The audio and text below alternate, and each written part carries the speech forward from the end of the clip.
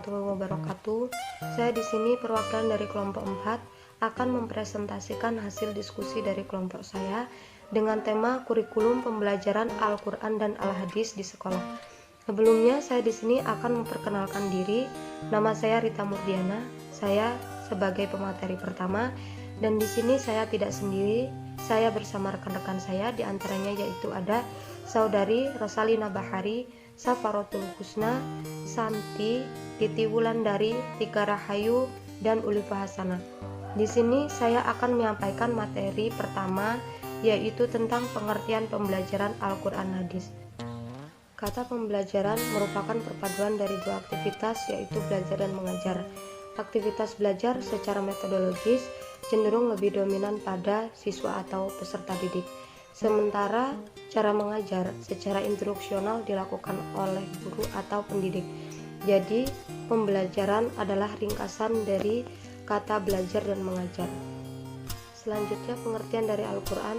Al-Quran merupakan kalam Allah yang bernilai mukjizat yang dikirimkan kepada Nabi Muhammad SAW dengan perantara malaikat Jibril alaihissalam yang berisikan pedoman hidup bagi manusia.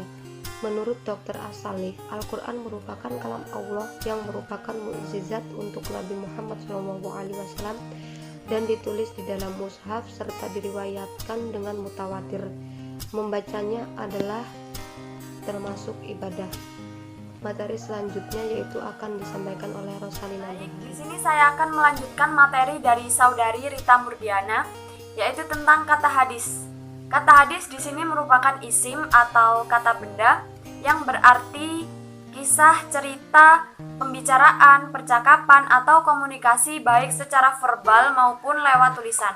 Bentuk jamak dari hadis yang lebih populer di kalangan ulama muhadisin adalah ahadis dibandingkan bentuk lainnya yaitu husdan atau hisdan. Dan yang dikatakan hadis adalah sesuatu yang dilakukan oleh Nabi Muhammad, baik itu perbuatan, perkataan, perilaku, dan lain sebagainya tentang Rasulullah dan menjelaskan kandungan Al-Quran. Dari pengertian yang telah dijelaskan sebelumnya, dapat disimpulkan bahwa pembelajaran Al-Quran hadis adalah proses belajar mengajar mengenai bagaimana memahami dan menjelaskan makna dari Al-Quran hadis serta mengeluarkan hukum-hukum yang ada di dalamnya, agar kita tidak salah dalam melaksanakan apa saja yang diperintah dan apa saja yang dilarang oleh Al-Quran dan hadis tersebut. Menurut Dr. Subahi As-Solih, Al-Quran merupakan kalam Allah yang merupakan mukjizat yang diturunkan kepada Nabi Muhammad dan ditulis di mushaf serta diriwayatkan secara mutawatir. Membacanya termasuk melanjutkan materi tujuan pembelajaran Al-Quran hadis. Tujuan pembelajaran Al-Quran hadis adalah tercapainya perubahan perilaku pada siswa yang sesuai dengan kompetensi dasar setelah mengikuti kegiatan pembelajaran. Tujuan tersebut dirumuskan dalam bentuk pernyataan atau deskripsi yang spesifik dan diwujudkan dalam bentuk perilaku atau penampilan sebagai gambaran hasil belajar. Kemudian, tujuan pembelajaran Al-Quran hadis pada dasarnya merupakan rumusan bentuk-bentuk tingkah laku yang dimiliki siswa setelah melakukan proses pembelajaran.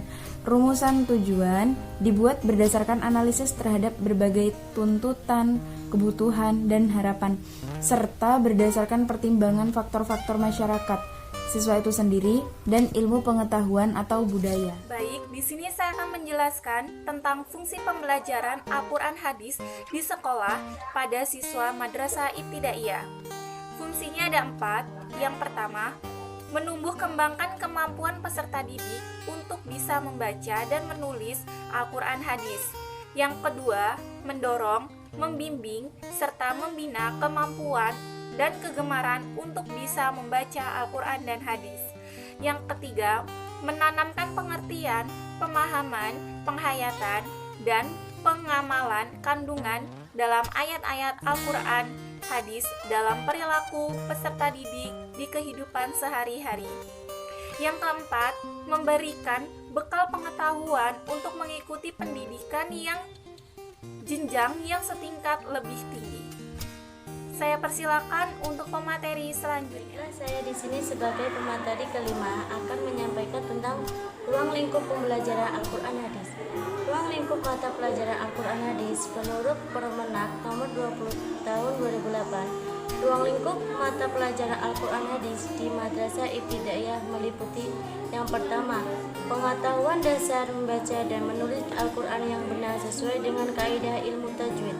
Yang kedua, hafalan surat-surat pendek dalam Al-Quran dan pemahamannya, sederhana tentang arti dan makna, kandungannya serta pengalamannya melalui keteladanan dan pembiasaan dalam kehidupan sehari-hari. Ketiga, pemahaman dan pengalaman melalui keteladanan dan pembiasaan mengenai hadis-hadis yang berkaitan dengan keutamaan membaca Al-Quran, kebersihan niat, menghormati orang tua, persaudaraan, silaturahmi, takwa, menyayangi anak yatim, sholat berjamaah, ciri-ciri orang munafik, dan amal soleh. Itu materi yang dapat saya sampaikan. Materi selanjutnya akan disampaikan oleh saudari Titi Wulandari. Akan melanjutkan materi tentang urgensi pembelajaran Al-Quran dan Hadis di siswa MI. Yang pertama adalah memberikan pemahaman tentang cara membaca, cara menulis Al-Quran dan Hadis. Yang kedua adalah sebagai sumber nilai, yaitu memberikan pedoman tentang kebahagiaan di dunia dan di akhirat. Yang ketiga adalah sebagai sumber motivasi, yaitu memberikan dorongan untuk meningkatkan kualitas dan kuantitas beragama, bernegara, serta bermasyarakat. Kemudian pengembangan, yaitu memberikan arahan untuk selalu mengembangkan apa itu Al-Quran dan Hadis. Kemudian perbaikan, yaitu memperbaiki dari kesalahan-kesalahan serta meyakini dengan sepenuh hati apa itu Al-Quran dan Hadis. Kemudian pembiasaan, yaitu membiasakan selalu berpedoman terhadap Al-Quran dari kelompok 4 dengan materi pengembangan kurikulum Al-Quran dan Hadis di sekolah dapat ditarik kesimpulan bahwasanya pembelajaran Al-Quran dan Hadis di sekolah yaitu proses bagaimana memahami dan menjelaskan makna dari Al-Quran dan Hadis serta mengeluarkan hukum-hukum yang terdapat di dalam Al-Quran dan Hadis untuk dijadikan pedoman hidup. Serta tujuan dari pembelajaran Al-Quran dan Hadis di sekolah itu sendiri yaitu memberikan perubahan perilaku atau tingkah laku siswa di kehidupan sehari-hari sesuai dengan kaidah atau hukum yang ada di dalam Al-Quran dan Hadis. Serta fungsi mempelajari Al-Quran dan Hadis di sekolah yaitu yang pertama menumbuhkan kemampuan peserta didik dalam membaca Al-Quran, karena di kehidupan di zaman yang milenial ini banyak sekali anak-anak peserta didik itu kurang dalam membaca Al-Quran karena tidak tahu ataupun menganggap bahwasanya melalui internet itu sudah cukup. Yang kedua yaitu mendorong ataupun membimbing dan memberikan kemampuan untuk siswa agar bisa membaca Al-Quran dan Hadis. Yang ketiga, menanamkan pengertian serta pemahaman apa yang terdapat di dalam Al-Quran dan Hadis untuk diimplementasikan di kehidupan sehari-hari, serta memberikan bekal ilmu pengetahuan Al-Quran dan Hadis untuk menuju jenjang pendidikan yang lebih tinggi. Adapun ruang lingkup pendidikan Al-Quran dan Hadis itu sangatlah sempit, yaitu yang pertama mengerti dan memahami cara membaca Al-Quran dan Hadis sesuai dengan kaidah ilmu tajwid. Yang kedua yaitu menghafal ayat-ayat Al-Quran pendek yang terdapat di juz 30. Adapun urgensi atau pentingnya pembelajaran Al-Quran dan Hadis yaitu yang pertama memberikan pemahaman apa itu Al-Quran, apa itu hadis, dan apa yang terdapat di dalamnya dan apa fungsinya dan sebagainya. Yang kedua yaitu memberi sumber nilai yaitu apa yang dapat kita amalkan setelah kita mengetahui hukum ataupun makna yang terdapat di dalam Al-Quran dan Hadis. Yang ketiga yaitu sumber motivasi, memotivasi siswa dalam bertingkah sesuai dengan Al-Quran dan Hadis. Yang keempat yaitu pengembangan ilmu pengetahuan serta pengajaran Al-Quran dan hadis untuk dijadikan pedoman hidup. Yang kelima yaitu perbaikan. Perbaikan yaitu memperbaiki kesalahan ataupun keyakinan yang telah kita pelajari sebelum kita mempelajari Al-Quran dan hadis, dan setelah kita mempelajari memperbaiki kesalahan-kesalahan yang sebelumnya kita yakini itu benar, ternyata di dalam Al-Quran itu belum benar atau salah. Nah, yang keenam yaitu pencegahan. Pencegahan yaitu mencegah terjadinya sesuatu hal-hal yang negatif seperti adanya budaya-budaya darat ataupun pemahaman yang dapat menjerumuskan siswa ataupun kita ke dalam hal-hal yang tidak semestinya itu terjadi ataupun tidak sesuai dengan yang terdapat di dalam Al-Quran dan hadis.